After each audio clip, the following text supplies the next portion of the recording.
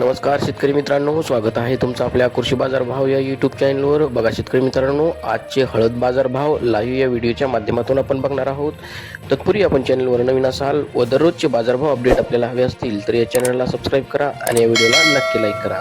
चला तर व्हिडिओला सुरुवात करूया. उत्पन्न बाजार समिती आहे मुंबई. आवकाली 114 क्विंटल. किमान दर आहे 18,500, कमाल दर आहे 23,000, सर्वसाधारण दर आहे 20,750 रुपये. यापुढील कृषी उत्पन्न बाजार समिती आहे सांगली. आवकाली 4,521 क्विंटल. किमान दर आहे 12,100, कमाल दर आहे 24,000, सर्वसाधारण दर आहे 17,000 रुपये.